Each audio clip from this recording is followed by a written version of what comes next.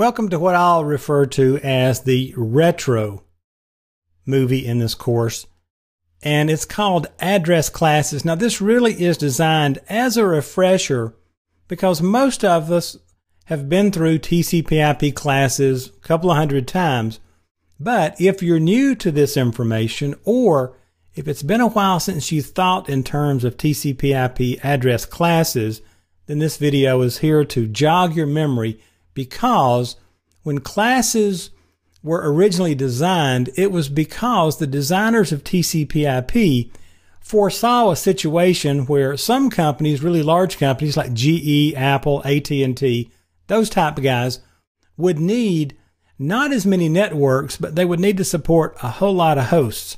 Then there would be small to mid-sized companies that would need kind of a balance between the number of networks they had and the number of hosts that they could have.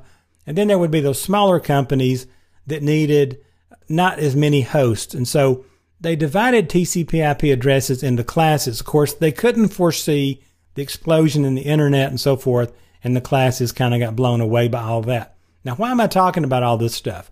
Because you're going to see plenty of references to these classes in documentation, in questions on the exam, and when they mention these three classes, which by the way are Class A, Class B, and Class C, you need to know what they're referring to.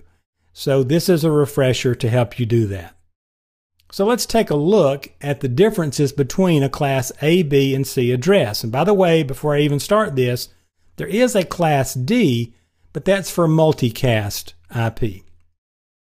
Now the first one is a Class A address. Notice here that a Class A address has an address range that starts at 1.0.0.0 and goes through 126.255.255.255.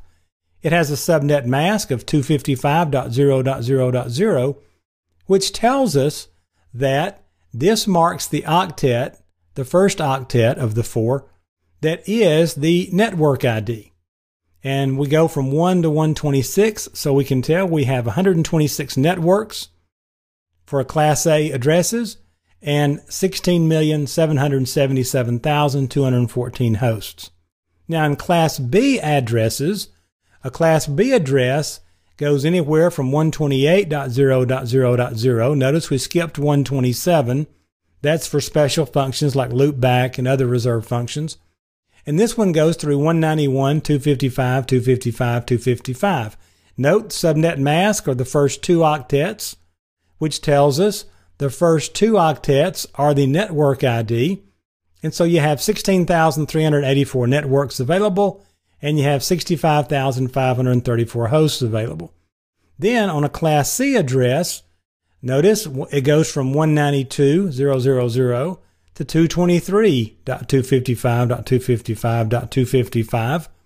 The first three octets are the subnet mask, and that designates that the first three octets here are the network portion, and then the last octet is the actual host ID portion, and as a result, you get 254 hosts on a network here. Now that is your three classes. Make sure this stuff makes sense to you. Make sure you remember this and that you can recognize these addresses based on the beginning number. If it's 1 to 126, it's A. 128 to 191 is B. 192 to 223 is C.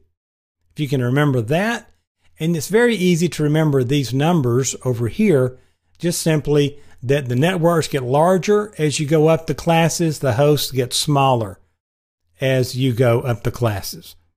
So that's just a little refresher. When you see it referred to on the exam or in documentation as Class A, Class B, Class C address, this is what we're talking about.